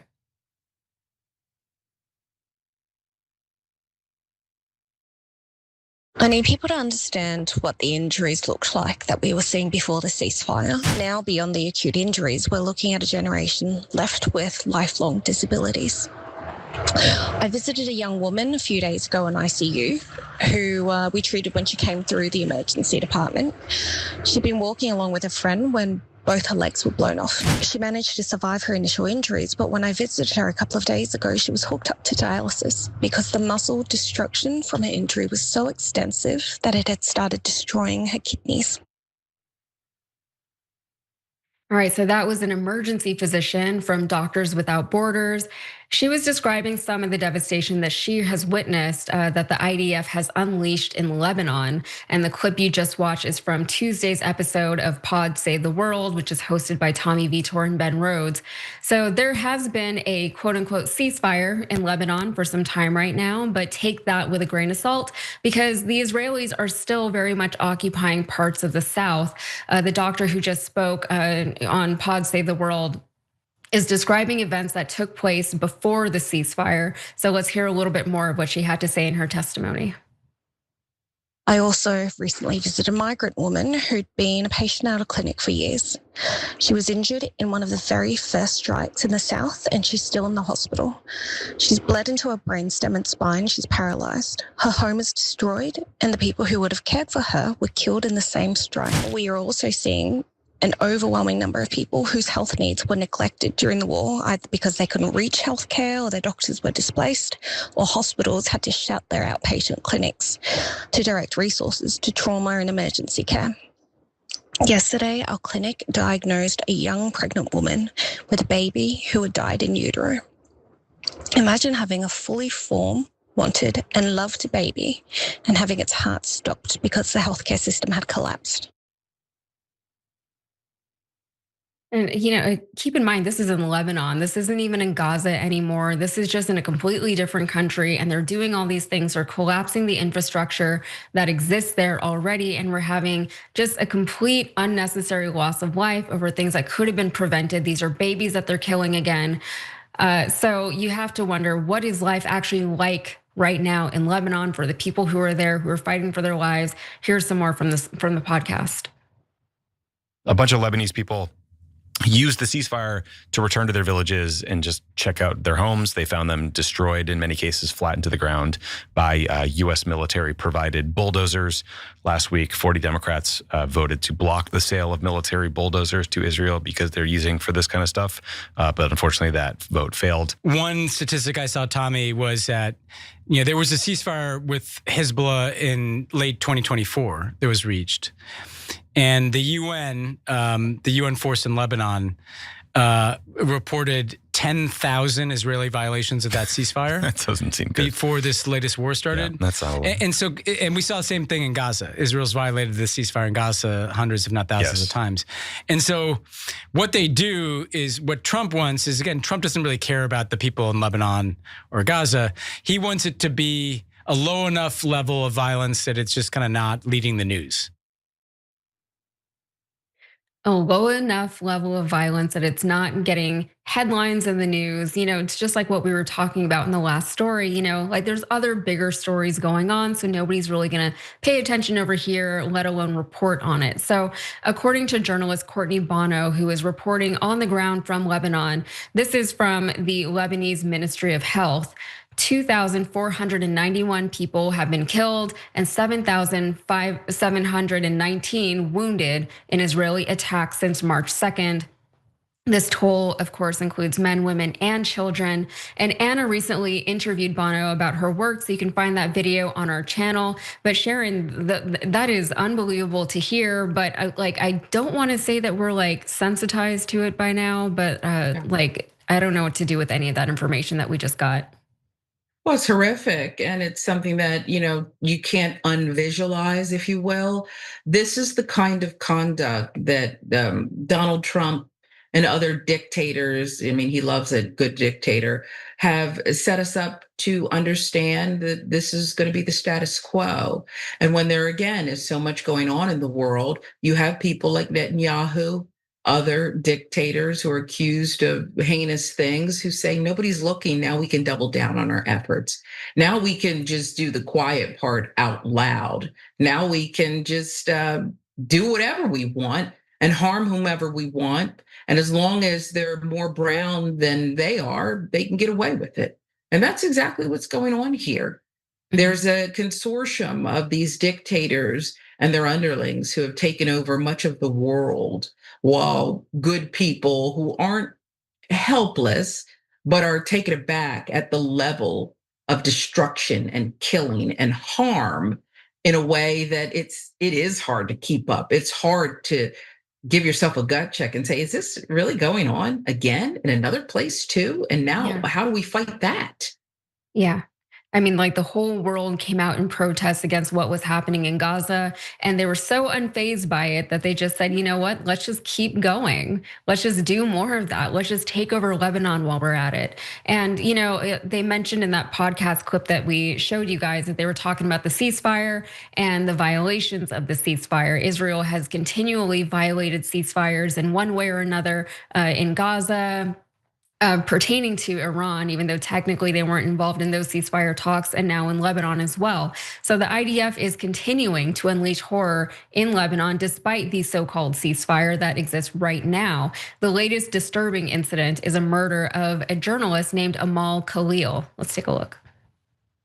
Lebanon's prime minister has accused Israel of war crimes after the killing of a journalist in an airstrike. She worked for Al-Aqba, a left-leaning independent newspaper known for its pro-Hezbollah stance, and was targeted alongside her colleague while reporting from Israel's occupation zone in southern Lebanon. According to her colleagues, just before 3 p.m. yesterday afternoon, a convoy, including the two journalists, was hit by an Israeli drone. 2 men in the car in front of Amal's were killed. Amal and Zainab sheltered in a house nearby. And from there, she called a colleague and friend. Her colleagues alerted the authorities, which set in train an established process, including UNIFIL, the UN's presence in Lebanon. They alert the IDF in an attempt to de-escalate so that a rescue can take place. Rescue workers tried to get to the location, but were prevented from doing so. Their vehicle was shot at. The IDF deny trying to stop the rescue. We don't know what was happening in and around the house that afternoon, but at 4:30, the Israelis launched an airstrike on the building the journalists were in. 7 hours after that, Amal's body was recovered. So Khalil had received a death threat prior to her being murdered. And Khalil is at least the 9th journalist killed by Israel in Lebanon this year, according to the Committee to Protect Journalists. The IDF said it is reviewing the incident. Of course, the IDF is reviewing the incident. Nothing's gonna come from that, obviously. Courtney Bonner was a friend and a co-worker of Khalil. So she wrote this about her on X. She said Amal Khalil was not just a friend and a colleague. She was a mentor to me and to other journalists. She was an inspiration. She also sought to keep us inspired to report the news in an accurate and truthful manner, far from the sensationalism and narcissism that dominates our field. I can recall so many times seeing her in the field and her kissing my cheeks, telling me I'm doing a good job. She would also send me texts reminding me that what I'm doing is important. And on tough days, these messages meant the world. Rest in peace to Amal. You are loved and we'll see each other again. And elsewhere in Lebanon, Channel 4 News spoke to a young man who is vowing to take vengeance on Israel after his father was killed in an airstrike. So let's see that. Put yourself in my shoe. If someone kill your father, will you accept it just like that? Say it. Hamza Mdahili's father, Deeb, returned to the village on the 8th of April, because that was when it was announced that Lebanon would be part of a parallel ceasefire between Iran, the US, and Israel. It wasn't in the end, and that mixed messaging resulted in Deeb's death. Killed when a missile hit the village supermarket he was in. Hamza says his elderly father was unwell and wasn't a fighter. He himself was working abroad at the time, and says he isn't one either, at least not for now. I have to revenge. Is my father. They betrayed him. He came after they said that there is a ceasefire, and they have betrayed him. And in our cultures, I have to revenge. Yeah, I don't know what anyone would expect from a situation like this. Okay, violence begets violence, anger begets more anger, and we're just perpetuating these terrible, ugly cycles. And you can't blame people for wanting revenge or for wanting to feel as though they have some sort of control over what feels like a very helpless situation. How do you radicalize people? You kill their fathers for no reason in the middle of a ceasefire. You murder journalists, and then you say, oh, the IDF is going to investigate what happened there. It's so ridiculous. Like, I'm laughing, but it's not fun. Like, it's so, I'm literally at a loss for words. I don't know what to say. It's so horrible. Sharon, you talk now. Yeah, it's horrible, and it's by design. Journalists are not just people in a noble profession. They are a threat to Netanyahu, to Trump, to other dictators. The people who tell the truth are actually a threat to their livelihood and their very lives. So with journalists, they have to be neutralized. And that's exactly what the IDF did here. You're either going to deny them, access and the like. We see that in this country. Sue them. We see, that as well. Donald Trump putting massive frivolous lawsuits on organizations that can't defend themselves. Or last resort, you have to kill them. That's exactly what's going on. It is that important to kill journalists, to shut them up and tell the rest of us, you could be next. And that's exactly what they're doing, systematically, systemically. And nobody really, you got to remember this profession that perhaps you and I love. I know I do. I love this profession for all of the problems that it has, because it still provides the light. There's a glimmer there where the truth can escape. And that means you can level the playing field. But you have to remember that not everybody loves a journalist. The public doesn't think that highly of journalists. We're becoming more aware, and we understand that journalism matters. Everyday people understand that. But if you poll people, remember, journalists and politicians, they poll pretty close, okay? So it's a pretty safe bet that you can take us out and nothing's really going to come of it. Yeah, especially now. And I mean, I said this over 10 years ago when Trump first started coming out onto the scene and he started his whole fake news propaganda campaign, that this was going to be a problem. Because if you discredit journalism and you discredit the journalists, you discredit everything. Like there's no way that people actually have a credible source on the ground reporting things that are actually happening. And so once he sowed all this discontent with the media and with journalism in general overall, I'm not just talking about corporate media, but just like all of it. And also considering how much the journalistic landscape has changed even over the last 10 years, it is very scary to see what's happening here. And that said, I don't even necessarily think of myself as a journalist. I do this work, Sharon, because I can't not do it. Like you can't not say something sometimes when all this stuff is happening. And that's genuinely how I ended up doing this work, because it was just like, you got to say something, but that's dangerous, right? Because it's a calling, right? A passion. It's something that you can't ignore. It comes from inside of you. It's not just a profession. It's a part of who you are. And that's what makes it so dangerous, because people who peddle in this kind of danger and killing and destruction and suffering of other people depend on apathy. They depend on people being able to look the other way and go on with their lives. And because you can't do that, a journalist, they're looking behind doors and under things and reading things. That's dangerous to the mission, however devious that mission is. Absolutely. And shout out absolutely to the people who are actually on the ground, on the scene over in these very, very dangerous areas and getting killed for being there. So on that note, we're going to move on to our next story. Let's roll it.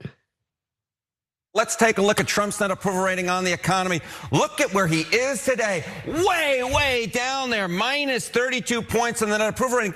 At the beginning of term 2, remember, Trump got a term 2 because voters trusted him more on the economy. He was at +6. That's a nearly 40-point drop in a little bit more than a year's time. And look at where he was at term 1 at this point. He was at +2 points. Remember, the economy was a strength for him in term 1 at this point. It was a strength for him throughout his entire term 1. But in term number 2, it has become absolutely an anchor that is dragging him down to a historic degree. All right, well, Trump's approval ratings are again at historic lows, but someone out there is actually happy about his war in Iran. Guess who? It's the oil companies. Fox News reported this week that with gas prices skyrocketing in response to Trump's war in Iran, oil companies are celebrating because they just had their biggest payday in history. So Fox News hosts are backing Trump's actions in the Strait of Hormuz as being good for the American economy, specifically for American oil and gas exports. But just like Trump's tariffs were bringing in money somewhere, the American people are the ones actually paying these higher prices. We're not reaping any of the benefits of these policies. It's not trickling down the way that they keep saying it's gonna. So case in point, Sean Hannity said this. He said, it's in America's frankly unique interest if the strait was closed, stating that it's actually a net plus for the US because the world has now to come to America for all of their energy needs as we are a net exporter. And Jesse Waters kind of echoed that sentiment. He said, the US oil market is open for business and it is booming. Big oil just had its biggest payday in history. And the United States just hit an all-time high all week, exporting 5 million barrels a day. Over 100 tankers are lining up off the Gulf of America to get their frantic little hands on our sweet, sweet crude. And it's not just crude, we're shipping everything from gas, jet fuel, diesel at record levels. And Larry Kudlow says that he's not really worried about it.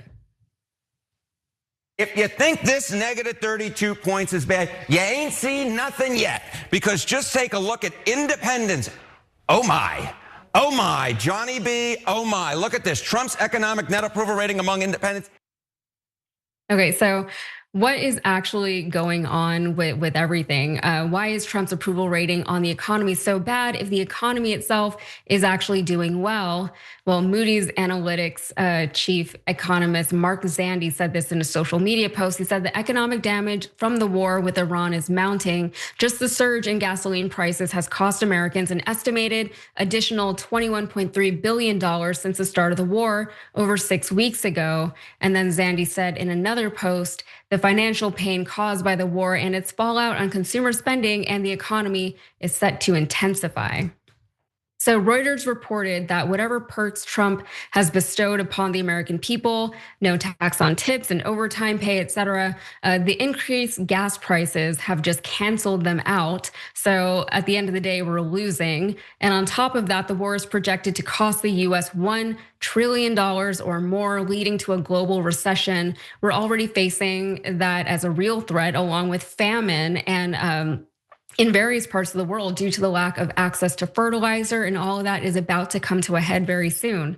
And Americans tend to have very short-term thinking when it comes to things like this, like the US blockading the Strait of Hormuz and inflicting global pain. And this could have some very real long-term effects. So according to the Century Foundation, war imposes specific long-term costs on the government that far surpass the cost of military operations that are, at least in theory, tallied by the Pentagon and shared with Congress.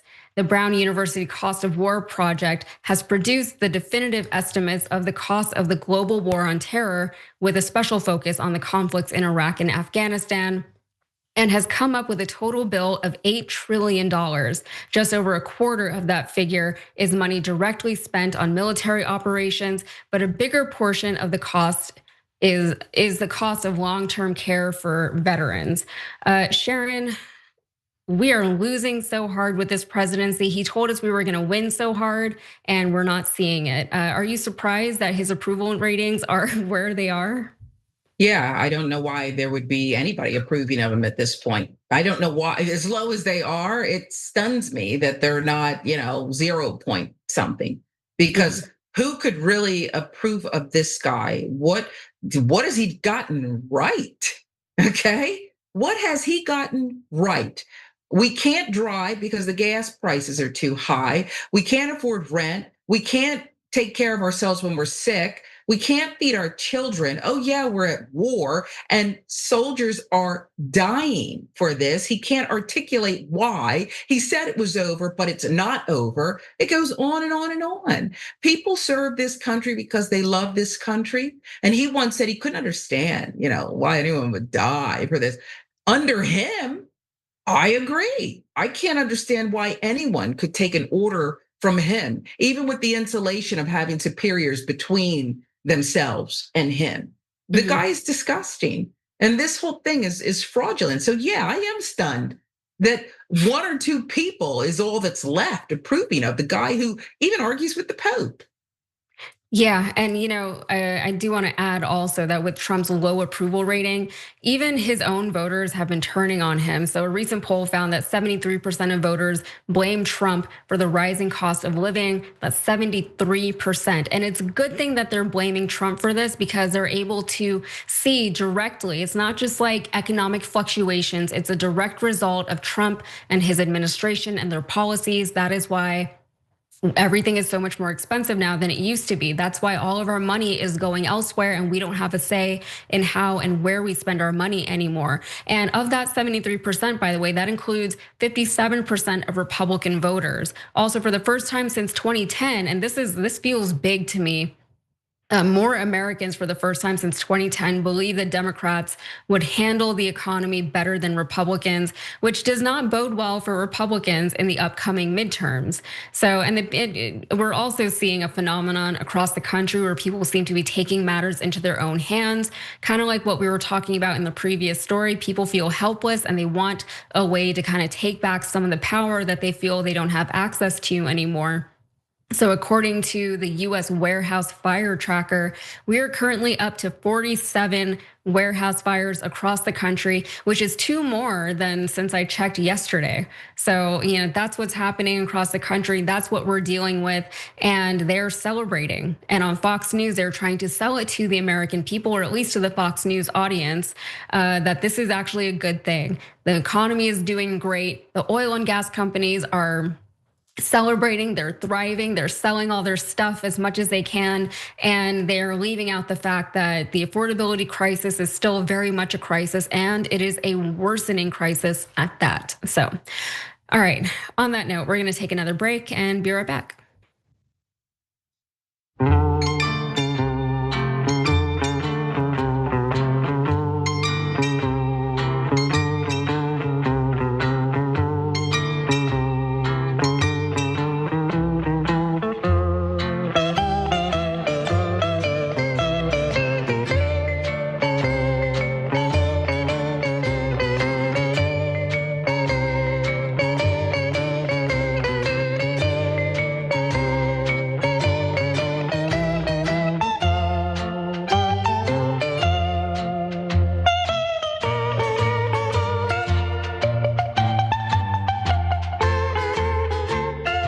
Hey everybody, welcome to the social break. I forget how fast these things go these days. All right, so let's see, over on Twitch, Darth Hefe says, that's terrible, referring to the story about what's going on in Lebanon right now. He said, I have to go to dialysis 3 times a week, but it's my own fault because I ate like crap for so long. I love the self-awareness. I love that you are doing what you can for yourself now. And I'm very sad about the fact that people are over there and they're struggling so hard. Mick Graham says, I wouldn't have the words to describe my rage hearing that after surviving multiple murder attempts for doing nothing but being in a boat, not like this. Yeah, the world is crazy, and the source of it, unfortunately, is us right now. Galfar71 says, hey Donald, can you attack Iran for me so I can steal all the land in southern Lebanon? Sure, BB, whatever you need, as long as you have the Epstein files, I will be your B word. I can't say that. I don't think I can say that on the air. All right, let's see what's going on YouTube. Ooh, real quick. Okay. Bobby Work says Trump's empty brain doesn't help him think. Yeah, I go back and forth. Like, is it a good thing that he can't think for himself, or is it a bad thing? Like, if he was thinking and able to execute, would it be worse somehow? I don't know. Be right back.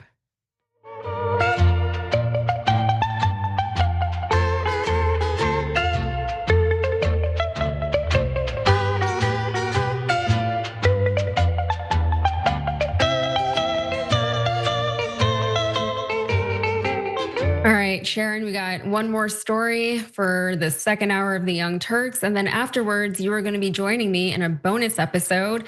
There's no revolution tonight because Cenk is not here. So we got a few more extra stories. So Sharon, if you're up for it, then we can do that. Let's do it. Yeah, all right. So one more story for this hour. Let's get right into it. How long are you willing to wait until you get a unified response? Don't rush me, Jeff. Guys like you want to say, oh, so we were in Vietnam like for 18 years. We were in Iraq for many, many years. We were in the Korean War for 7 years. I've been doing this for 6 weeks. What do you say to the American people who question how much longer this will take? Obviously, you know that they are having higher... You're such a disgrace. Did you hear what I just said? Vietnam. All right, so Trump has gone from saying that the Iran war is like very complete, pretty much, in and out job. We already accomplished everything. The Navy has been decimated, to saying now that this war could last maybe as long as Vietnam or Iraq. Like what are we talking about? A bold statement to make, seeing as the US is running low on critical weapon supplies. So according to a news report from the New York Times yesterday, since the Iran war began in late February, the United States has burned through around 1,100 of its long-range stealth cruise missiles built for a war with China, close to the total number remaining in the US stockpile, so like half of it. The military has fired off more than 1,000 Tomahawk cruise missiles, roughly 10 times the number it currently buys each year. And on top of all of that, the Pentagon used more than 1,200 Patriot interceptor missiles in the war at more than $4 million a pop, and more than 1,000 precision strike and 8 ATACMS ground-based missiles, leaving inventories worrisomely low, according to internal Defense Department estimates and congressional officials. So we're just blowing through all of our stores. What did that say? 1,200 Patriot interceptor missiles at $4 million a pop. That is unbelievable. I can't even wrap my head around how much money we're spending on all of that. That is all of our tax dollars. This is from the America First president, who said he was going to keep some of this money, at least some of it, here in this country. And there it all goes. And all of our military reserves, as our reserves are dwindling before our very eyes, the military is now being forced to drain more hardware from our commands in Asia and Europe, leaving these regional commands vulnerable to attacks from Russia and China. Like they were there for a reason, So we'll get into the impact of this more in a second, but the Defense Department has not disclosed how many munitions it used in 38 days of war before the ceasefire took effect 2 weeks ago.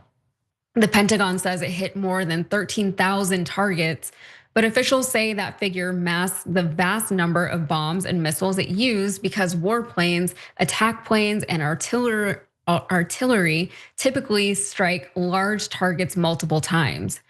And, like naturally, you have to wonder how much is all of this costing me right now? You might ask, you might wonder. So, White House officials have refused to estimate the cost of the conflict so far. But two independent groups say the expense is staggering, somewhere between $28 billion and $35 billion, or just under $1 billion a day. So yeah, what was it, 38 days so far, not including the ceasefire, and $35 billion is the high end of the estimate. So this feels like a problem. Is there a solution to this problem? Can any of this be fixed? Yes, possibly, but the Trump administration is going to have to make some very, very tough decisions in order to do so.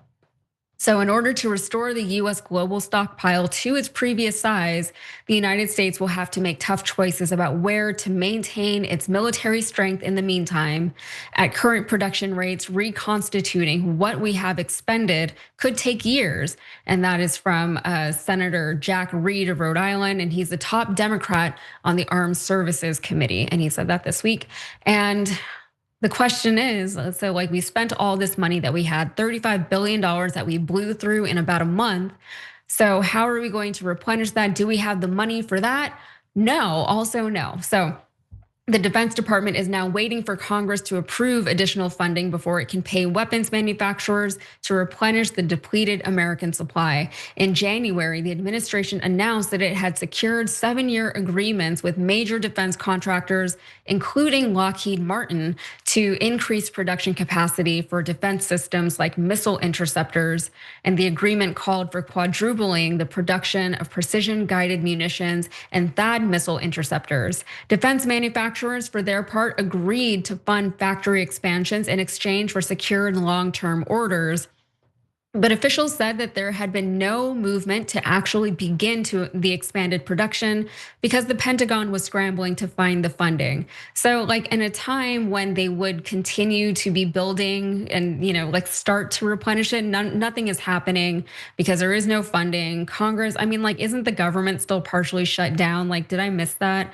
So this is why the Pentagon is now shifting our weapons and our troops from Europe and Asia to the Middle East. None of this is good, and we still have not been given a reason as to why this is happening, at least not an official reason from our president. Instead, he's just putting more of our stuff there, endangering all of our other little pockets of defenses that we have everywhere else.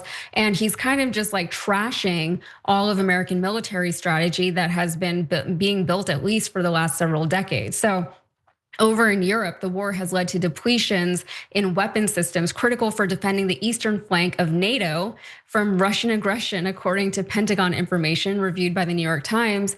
And a problem described as serious was the loss of surveillance and attack drones. The demands of the Iran war have also curtailed exercises and training. And according to military officials, this hurts the ability to mount offensive operations in Europe, as well as deterrence of potential Russian attacks. So thousands of Marines and sophisticated air defenses from Asia have also been moved to the Middle East. So we've just taken more resources from there. So the redirected weapons include Patriot missiles and interceptors from the THAAD system in South Korea, the only Asian ally hosting the advanced missile defense system deployed by the Pentagon to counter North Korea's growing missile threat. Now, for the first time, the system's interceptors are being moved away, according to American officials. Okay, so of course the administration is going to deny any of this. They don't even want to estimate the cost of this war because they know that once they do, it's going to be reported everywhere. Like even Fox News might have to say something about it. So Caroline Leavitt, who has no problem lying to millions of people every day, said in a statement in the Times, the United States of America has the most powerful military in the world, fully loaded with more than enough weapons and munitions and stockpiles here and at home and all around the globe to effectively defend the homeland and achieve any military operation direct, like blah, blah, blah. It doesn't matter what she says because it's all lies anyways. So if we're going to be in this war for another 18 years, like Trump is suggesting, how long are they even gonna try to keep this lie up? Like it's only been 6 weeks and you've blown through so much. If you've gone through half of everything, we don't have another 18 years here. Like, it takes time to build this stuff. It takes time to get the money for this stuff. I guess there's another story we're gonna talk about with one of Trump's plans to get more money into this country that comes up in the bonus episode, so stick around for that. But Sharon, what is the end game here? Do they have an end game? And like, why won't they tell us what it is? Because they don't know. They don't even know what game they're playing. There's not even a name for it. These guys are fly by the seat of their pants, make it up as they go, with a hangover in the morning, like Pete Hegseth quoting Quentin Tarantino and Pulp Fiction fake Bible verses. I mean, this is what we're dealing with. We'll never get the truth from them. And when they're finally out of office and we have to exterminate everything, okay, spray for fleas and lies and everything else, they will leave it in a fireball. They'll literally leave it burning. I remember interviewing Fani Willis, the district attorney here in Fulton County, who produced that mugshot of Trump.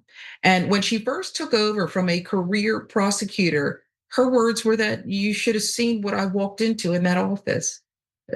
There were allegations of improprieties and dumpsters and things missing and all kinds of things that she had to weed through. Not just, here's the key and go on in and there's the files. It was crazy, okay? For a reason. Perhaps because someone didn't want to find where the bodies were buried, figuratively speaking. In this case, it's perhaps real. So we're never going to know about all the money, all everything. Even if you have people working for decades to piece things together, and historians and accountants, we're never going to know. And no, we're not safe right now. Pete Hegseth has fired anyone who had an ounce of credibility. I mean, some of the people were just halfway credible anyway, but they weren't all the way corrupt. He got rid of anybody who could keep us safe. And he's walking in there every day with his hangover, yelling at journalists and podcasters, the ones that are allowed in the building. And the rest of us are just kind of left here, putting up with it, seeing when we'll be attacked and left vulnerable. Yeah, and like you have to, like, we're just not in good hands at all right now. There's nobody looking out for the American people, and all of that is very much by design, as you pointed out. They're not telling us what's happening. I know they can't like divulge all this like deep but wait military a minute, if we were betting on it, but wait, if we were betting on one of those sites and making hundreds of thousands of dollars and I guess we'd just be lucky. Sure. They're all good with leaking things out when they think, I mean, remember Signalgate, okay? They're making it up as they go along. They're fools. I mean, even JD Vance, did you see when he made a suggestion? He was like, something about Marco Rubio. I don't remember exactly what it was, but it was something like, he has to place his poly market bets before you do anything. And that was caught on a mic and it was released. And I just saw it earlier today. Like that's the level of seriousness that they're approaching all of this with, okay? They're literally killing people, innocent people who are just trying to live their lives because they're making money off of poly market, off of all this stuff. And they're also hiring contractors and things like that. But before we go, like we did get a few good comments that I think kind of like encapsulate a lot of this. What is this? This is from the YouTube members. This is, where was the one that I found? Let me see. There's a lot of good ones here. But someone said, this is from No Math Dragon. This is on Twitch. No Math Dragon says, and who will pay to replace this stuff? It won't be the rich. And that is absolutely what it is. And that goes back to the earlier story that we were talking about here, Sharon, where, the middle class and the lower classes are being just sucked dry, right? People are putting groceries on credit cards because they don't have the cash for it, right? But it's like, as long as you're still until you're literally starving, you will find a way to pay it. And we're just gonna keep upping the prices until I guess we're all just literally starving and can't eat, until we're just eating like, I don't know, ketchup and Wonder Bread or whatever, ketchup's pretty that's expensive. what they want. I gotta be honest with you, it's pretty expensive. Maybe not ketchup then, okay. We don't get to. No, you're right. And good luck going to the food bank because there's nothing there, and not because people aren't well-intentioned, but because, as you said, bleeding us dry. And the only good thing about bleeding us dry will be that we'll have nothing left to be quiet about. And it'll be time to, it's like the Boston Tea Party type stuff and worse. We'll have nothing left to do but to fight to get our dignity and our rights back. And while I don't want people to hit rock bottom, there's people fighting now, but you know what I mean? Where we all say, okay, now you've gone too far and I'm done. And that's the only silver lining that I see with this kind of conduct. They really think that we have no limit. They can just beat us down into suppression, and then it's just nothing's going to happen. Yeah, I mean, and even when there was that big, the fire in Ontario, California at the Kimberly-Clark toilet paper factory, whenever it was being reported on a lot of these mainstream outlets, they didn't talk about the things that the man was saying in the video, which is like, all you had to do was pay us more. What they reported on was all the damage, all the money that was lost in this fire. But this is like kind of the start of the people taking back their power in whatever ways they're able to. We're not getting anything back from following the rules and from abiding by all the things we're supposed to be doing. We're not getting anything back for it. So, we'll just have to fight you. But I did find, Sharon, that comment that I was looking for earlier from a YouTube member. This is from Joyce Wilshusen, Fox 5548. She says, I wonder how closely related psychopaths are to malignant narcissists. They both get off big time hurting people, damaging to death the ones that love them. And part of me feels like, malignant narcissists especially, they can never just admit that they were wrong or that they screwed something up. So they'll just keep going and they will burn it all down with them. And it seems as though that is kind of what we're witnessing right now from Donald Trump and then from everybody who is beholden to him within his administration. And it seems like the people who are still sticking with him are the people who can't separate from him. And so they're like, this has to work. And I'm just going to keep going until everything crashes and burns. And I have to believe, like, I'm not like a anarchist. Maybe I'm not an anarchist, I don't know. I can maybe be convinced, but like, I don't want to see that happen, but I don't see how we can just like fix all of this with incremental change. So yeah, and that's the danger of it, right? Because now people like you, people like me are saying, I'm starting to get it. I'm starting to get why, and we're not saying that we want it to happen, but I can see why a factory would burn. You've gone too far. And the thing about malignant narcissists is that there has to be somebody else around them. Like, it can't just be a bomb is dropped, everything's destroyed, the world ends. It's a slow, painful burn for all of us because there's always people there ready to take their side, ready to do their bidding, ready to go to war for them, propped up. They're props in this narcissistic game. And it's really, really devastating to the rest of us. Yeah. All right, Sharon. Well, thank you for that. We have more for everybody in the bonus episode. So everybody stick around. We have a couple more stories for you there. We'll be right back.